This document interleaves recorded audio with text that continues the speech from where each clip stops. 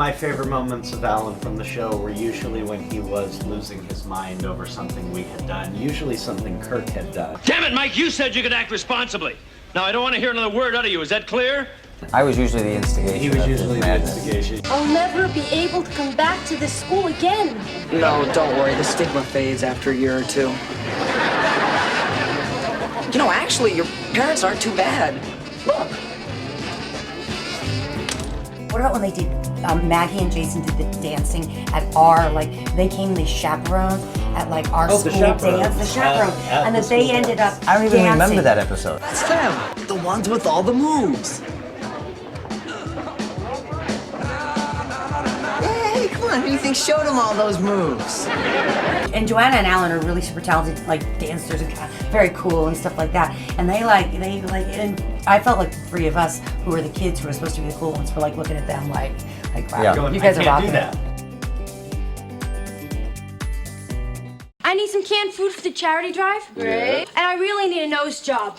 There's so many of those moments for me, but the one I'm thinking of right now is, do you remember the episode where Carol felt that she saw some Telly Savalas thing, and she felt that she needed, like something was wrong on her face? Oh, I knew you were going to say this nose job episode. I love that episode. And she felt like she needed her nose to change shape, and it was Mike who's always telling her, you know, how horrible she is, how ugly she is, just like brothers do with sisters.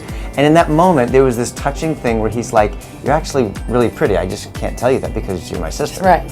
Right. And he was the one that made her feel like, I'm actually beautiful just the way I am. I said I think you're kind of pretty.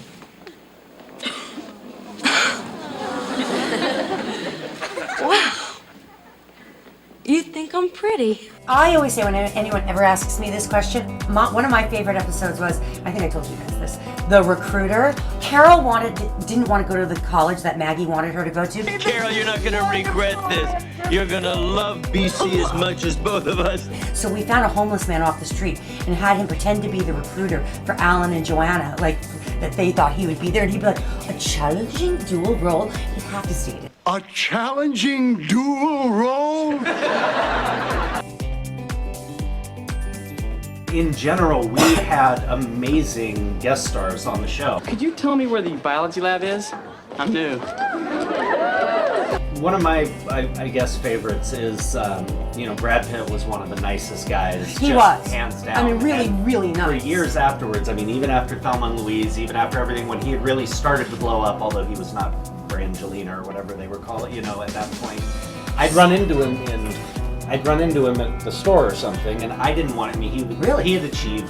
Who knew you and Brad Pitt had like a thing after Growing Pains? We ran into each other multiple times, and I didn't want to bother him. I wouldn't go approach him, and generally, if he saw me, he'd yell out across the store, he'd be like, "Jeremy!"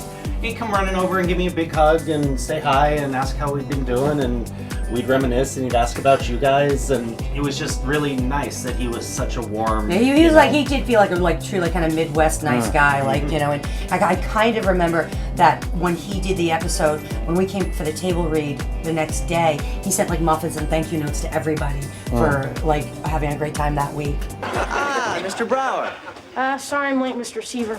And Leo, he's like as nice as can be. Absolutely. And we've seen him over the years, and that person for sure we've seen, and he's always genuine and kind and nice. Still consider him family, so. Yeah, I think it's just like the group of people that they cast and got together, and I think that we were really felt like a family, and I think it translated through the screen. The way the family was written, I think, was the type of family most people dreamed of having. But I think the true family feeling that we had is what people could really see and relate to.